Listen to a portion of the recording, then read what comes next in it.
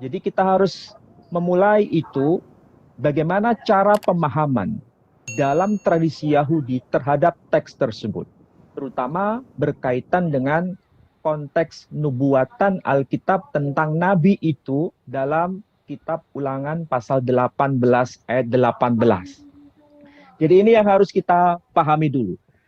Namun kita juga harus tahu bahwa ayat yang termaktub dalam kitab Ulangan pasal 18 ayat 18 dan seterusnya itu ternyata juga dikutip atau menjadi sebuah ayat kunci yang juga terdapat dalam dua agama yang muncul berikutnya, yakni Kristen ataupun Islam.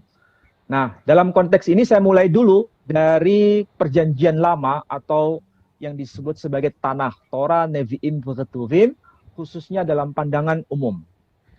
Yang harus diketahui oleh para pemirsa bahwa tadi sudah saya sebut, Perjanjian Lama itu adalah kitab suci agama Yahudi. Jadi kita harus belajar dulu bagaimana pemahaman para rabi terkait mengenai teks kitab Ulangan pasal 18 ayat 18. Ternyata ketika saya baca dokumen-dokumen Ibrani itu, justru mengejutkan saya secara pribadi. Karena menurut Rashi dan Rambam, nah tentu saja saudara-saudara yang akrab dengan istilah ini dan kajian Yudaisme tentu tahu siapa yang dimaksud Rashi itu. Rashi adalah singkatan dari Rabbi Shlomo ben Yitzhak. Sedangkan Ramban itu singkatan dari Rabbi Moshe ben Maimon. Ternyata beliau berdua itu menjelaskan bahwa Ulangan pasal 18 ayat 18 itu mengacu atau merujuk pada sosok yang bernama Yosua. Jadi nabi itu yang dimaksud bukan kepada sosok yang lain, tapi itu merujuk kepada Yosua. Dan itu kita bisa baca dalam tafsirnya Rashi dan juga dalam karya Rambam atau Rabbi Moshe ben Maimon. Nah, itulah sebabnya ini harus kita tahu lebih awal bahwa dalam dokumen Yahudi, nubuatan tentang siapa sebenarnya nabi itu dalam kitab Ulangan pasal 18 ayat 18 itu sudah menjadi semacam korpus tertutup. Artinya sudah menjadi wacana bersama dalam tradisi Yahudi bahwa itu merujuk pada sosok yang bernama Yosua. Lengkapnya Yosua bin Nun. Dan sekali lagi, ini wacana dasar supaya kita paham bahwa ini adalah kitab agama Yahudi. Dr. Muhammad Ali memulai sesi cuap-cuap itu dengan mengoceh tentang Rambam dan Rashi. Bahwa dia terkejut karena ternyata Rambam dan Rashi menafsirkan Ulangan 18 ayat 18 dengan merujuk kepada siapa? Yosua. Kamu mau pergi kepada Rambam dan Rashi? Nah, kalau Rambam dan Rashi bilang Yosua, kemudian kamu pergi kepada Rambam dan Rashi, kalau begitu Muhammad siapa? Itu yang tadi saya bilang. Semua poin Dr. Muhammad Ali, begitu saudara perhatikan logiknya, kriteria di balik poin-poin itu, proposisi-proposisi itu, mendadak saudara bisa gunakan untuk seketika mengskakmat semua yang dia melakukan. Karena kalau Rambam dan Rashi dan menurut kamu mereka adalah pemilik kitab, nah pemilik kitabnya bilang Yosua, maka Muhammad itu ada di dalam Ulangan 18 ayat 18 menurut pemilik kitab enggak? Tidak ada. Jadi kalau tidak ada, ngapain kamu habiskan 2 jam untuk ngoceh? Dengan kata lain, kalau kamu bicara tentang Rambam dan Rashi sebagai otoritas, maka selamat. Kamu baru saja membubarkan sebuah bisnis putus asa dan bangkrut yang sudah dilakukan selama 14 abad dan pertama kali dimulai oleh Ibn Ishaq di dalam Sirat Rasul Allah merujuk kepada teks ini, dan sekarang kamu sukses membubarkan dan menggagalkan upaya putus asa itu dengan merujuk kepada Rambam dan Rashi. Congratulations Dr. Muhammad Ali, Anda baru saja menyatakan menurut Rambam dan Rashi Muhammad adalah nabi palsu. Jadi ngapain kamu pergi kepada Rambam dan Rasi? Saya tidak percaya Rambam dan Rasi itu siapa.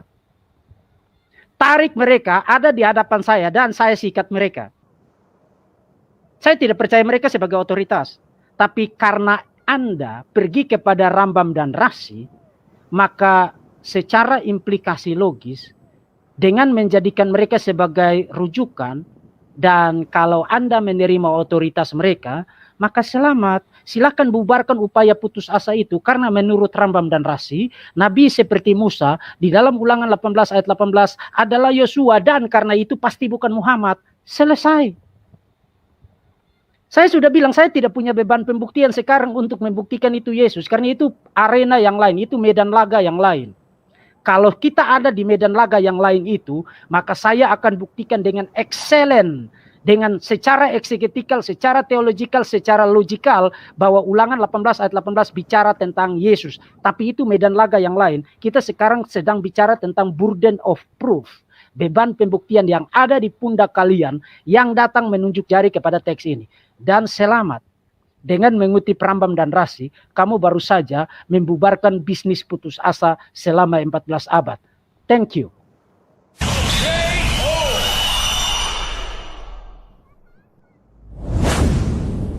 Lalu yang menjadi persoalan, ternyata ayat ini berkaitan dengan siapa nabi itu yang dimaksud.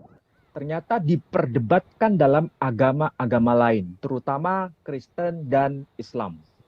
Nah, masalahnya dalam tradisi Kristiani juga membicarakan mengenai siapa sosok nabi itu. Dan itu termaktub misalnya kita bisa lihat dalam Yohanes pasal 5 ayat 46, dan kemudian ditegaskan lagi dalam Kisah Para Rasul pasal 7 ayat 37. Barangkali dalam konteks ini Pak Dondi bisa membacakan kepada para pemirsa dalam bahasa Indonesia saja. Ya, Yohanes 5 ayat 46 Pak ya. Ya. Sebab jikalau kamu percaya kepada Musa, tentu kamu akan percaya juga kepadaku, sebab ia telah menulis tentang aku. Demikian Pak Ali. Ini menjadi sebuah informasi bahwa dalam kitab agama Kristiani ada semacam sesuatu yang bisa kita kaji, bahwa ayat itu merujuk pada klaim kebenaran dari tradisi Kristiani bahwa nabi itu yang dimaksud adalah Yesus. Itu saya kira wajar saja. Tetapi bagi orang-orang Yahudi dan para rabi itu tidak bisa diterima. Meskipun saudara kita kaum Kristiani menganggapnya ayat itu sebagai bentuk realisasi penggenapan mengenai siapa nabi itu yang dimaksud pada Ulangan 18 ayat 18. Apa yang tercantum dalam Yohanes pasal 5 ayat 46 itu adalah kitab suci saudara kita kaum Kristiani. Dan itu kalau dalam bahasa akademik dianggap sebagai klaim kebenaran dari versi Kristen. Nah, sebaliknya juga hal yang sama terjadi juga dalam tradisi Islam. Ulangan 18 ayat 18 itu juga ada semacam meeting point sebagaimana klaim dalam tradisi Kristen. Dan itu bisa dibaca pada surah yang ke-7, yakni surah Al-A'raf ayat 157. Silakan Pak Dondi bisa ditunjukkan teksnya. Ya Pak, ini Pak. Ya. Ini ayat yang termaktub dalam kitab suci umat Islam yang menyebutkan ayatnya, kalau saya baca secara ringkas saja ya. Bismillahirrahmanirrahim. Alladzina yattabi'una ar-rasulan nabiyyal ummi alladzi yajidunahu maktuban indahum fit Taurah ila akhiri ayah. Jadi orang-orang yang mengikuti sang rasul, sang nabi yang ummi, yang tentang dia telah termaktub di dalam kitab Taurat. Dan di sini ada sambungan ayatnya ya, dan juga dalam Injil dan seterusnya dan seterusnya. Tapi saya fokus ke Taurat saja. Jadi tentang dia, yakni tentang Nabi Muhammad SAW itu juga termaktub di dalam kitab Taurat. Sementara dalam klaim kitab suci Kristen menyebutkan bahwa Yesus juga telah termaktub di dalam Tauratnya Musa. Musa telah menulis tentang aku.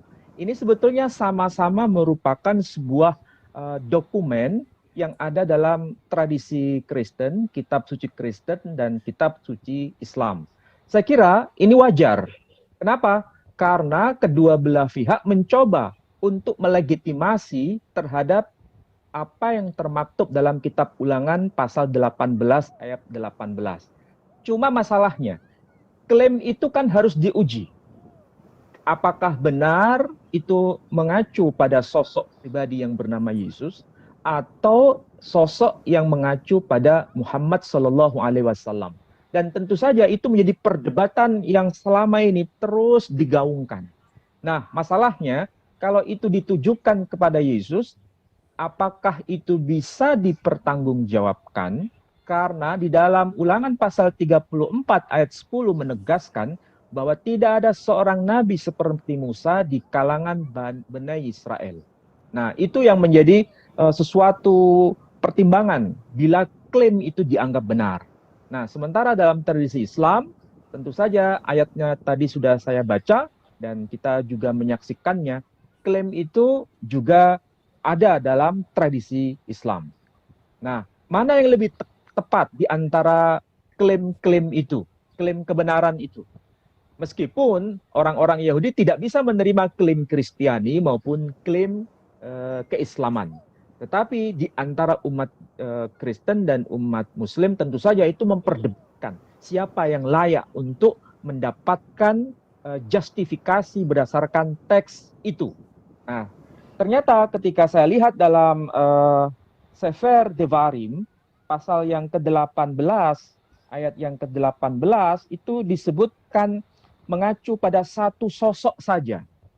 Jadi mana yang betul sosok yang satu itu? Apakah Yesus ataukah Muhammad Sallallahu Alaihi Wasallam? Nah, oke. Tapi mari kita bermurah hati kepada Dr. Muhammad Ali dan kita pindah kepada poin berikutnya. Dr. Muhammad Ali pergi kepada Ulangan 34. Kita ngopi dulu. Jadi dia mengutip teks ini. Bentar saya ngopi dulu ya. Dia pergi kepada Ulangan 34 dengan maksud untuk mengatakan, karena di ayat 10-nya dikatakan begini.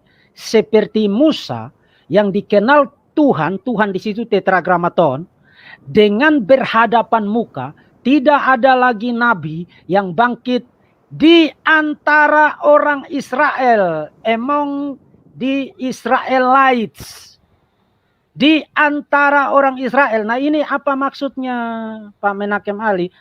Sebelum saya ke situ, saya mau kasih tahu apa yang dimaksudkan oleh Pak Menakem Ali. Pak Menakem Ali poinnya adalah karena tidak ada lagi nabi, karena tidak ada nabi seperti Musa yang bangkit di antara orang Israel, maka pasti nabi itu tidak berasal dari Israel, pasti berasal dari Ismail. Sabar dulu, Pak. Sabar. Pertama, nabi seperti Musa, a prophet like Moses, from among their brothers, di dalam Ulangan 18 ayat 18, paralel dengan Ulangan 34 ayat yang ke-10. Dan karena kamu mengutak-atik, mereinterpretasi Ulangan 18 ayat 18 menjadi merujuk kepada Ismail, maka terima kasih. Anda baru saja menuju kepada kitab yang sama, penulis yang sama, mengatakan hal yang sama, dan secara eksplisit menjelaskan apa yang dimaksud dengan from among their brothers di dalam Ulangan 18 ayat 18. Dan di dalam Ulangan 34 ayat 10 dikatakan apa? Dari antara orang Israel. Kalau begitu Musa, apa maksudnya from among their brothers di dalam Ulangan 18 ayat 18? Goblok kamu. Itu maksudnya dari antara orang Israel, begitu. Nah, jadi thank you, Anda sudah pergi kepada Ulangan 34 ayat 10 untuk menyatakan bahwa nubuat itu tidak ada kaitannya dengan orang Arab. Tidak ada kaitannya dengan orang Arab. Termasuk tidak ada kaitannya dengan Ismail. Karena nabi seperti Musa yang dimaksudkan di situ berasal dari antara orang Israel. Dari antara orang Israel. Dan in fact bukan hanya itu. Karena Anda harus membaca teks itu di dalam konteksnya. Jangan Anda cuma comot ayat 10 aja. Karena termasuk even hanya ayat 10 pun, nabimu langsung didiskualifikasi. Karena pertama, yang dimaksud dengan nabi seperti Musa di situ adalah dari antara orang Israel. Itu sudah jelas. Itu paralel antara 34 ayat 10 dengan 18 ayat 18. Game over. Selesai. Tapi bukan hanya itu. Di dalam ayat 10 dia dikatakan, saya bacakan supaya Anda bisa ikuti. Seperti Musa yang dikenal Tuhan dengan berhadapan muka, face to face. Tidak ada lagi nabi yang bangkit di antara orang Israel. Nah, jadi nabi seperti Musa di dalam ayat 10 adalah nabi yang bicara face to face dengan Yahweh. Face to face dengan Yahweh. Dan kita bisa establish itu dari dalam kitab Pentateuk sendiri. Keluaran pasal 24 dan all over di dalam Pentateuk. Musa naik ke atas gunung Sinai dan berbicara face to face dengan Yahweh di atas gunung Sinai. Nah, pertanyaan.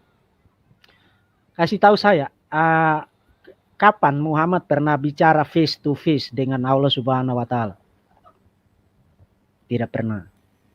Even Quran mendiskualifikasi Muhammad dari arena perdebatan ini karena apa? Karena Quran surat 42 ayat 51, Allah Subhanahu wa taala mengatakan bahwa dia tidak pernah menurunkan wahyu selain dari balik hijab, berbicara dari balik hijab. Jadi Allah Subhanahu wa taala sendiri mengutuk muslim yang pergi kepada Ulangan 18 ayat 18, 34 ayat 10 untuk membuktikan Muhammad dari sana.